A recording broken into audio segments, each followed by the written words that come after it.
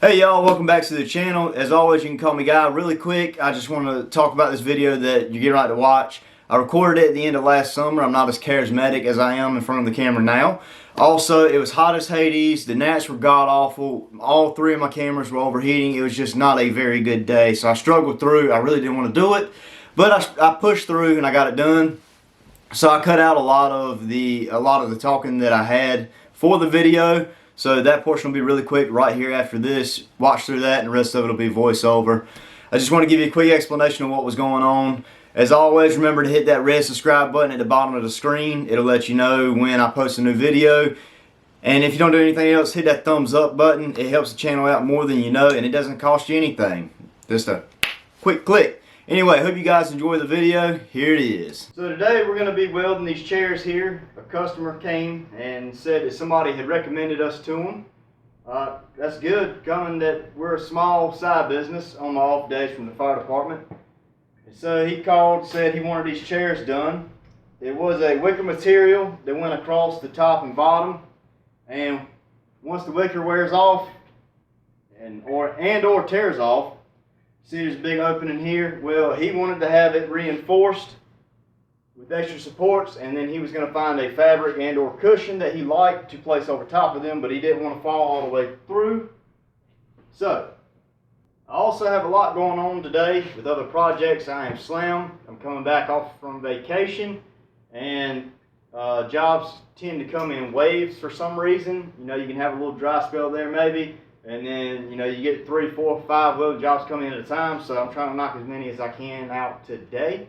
So for the remainder of this video, it's probably going to be a voiceover. So this definitely turned out to be a voiceover video. Right now I'm on the floor with the bandsaw cutting the actual cross members that are going into this seat.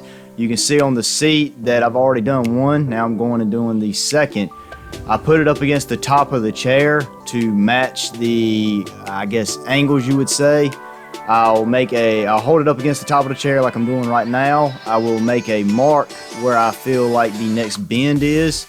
Then I bring it over and I'll grab the speed square and use the speed square to put a perfectly straight line across the piece of metal.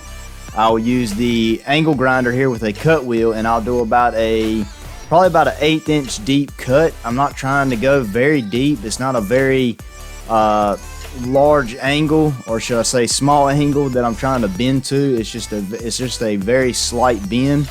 Then I'll carry it over to the table. I'll hold it down with the C-clamp and I'll bend it by hand. That cut allows the metal to bend really easy. I don't need any heat. The original plan was to use heat, but heat's not necessary on this thin metal, and also it would be very expensive to use all that gas through the torch to put heat into these things.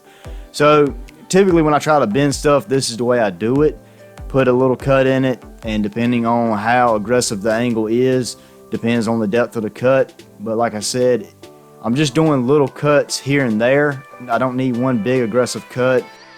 Now that I have the cross members cut, I can move on to cleaning the spots on the chair where they're going to be welded into for a clean surface to make a good weld.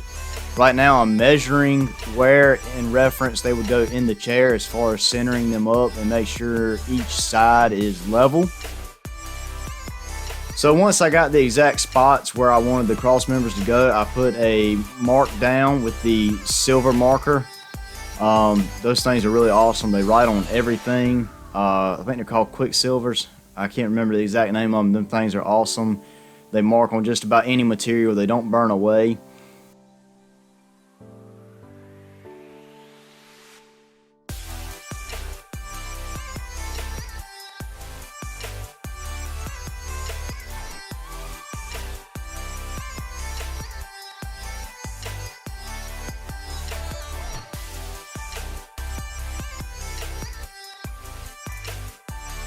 The mark is not where the weld is going to be. That's where the center of the cross member is going to go.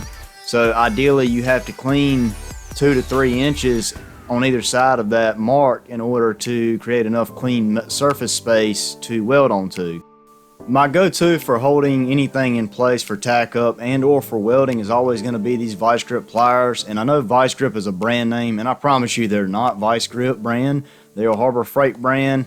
I have a whole wall of these things.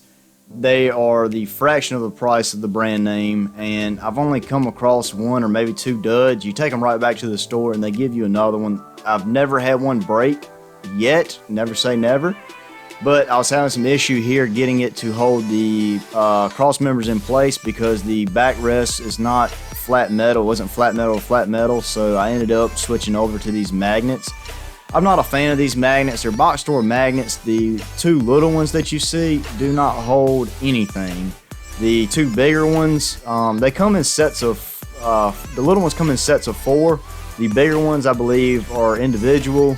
The big ones will hold a little something. If you have enough of them, they might hold a lot of something, but I haven't really put that to the test. I just don't like using them.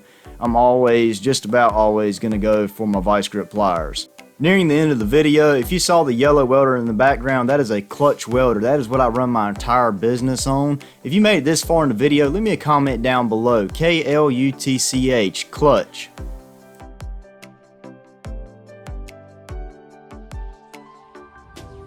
If you like what you see, hit the subscribe button, hit that thumbs up, leave us a comment, and remember to follow along on the Instagram channel, that guys with an S, one channel. Hope y'all have a good one. We'll see you next time.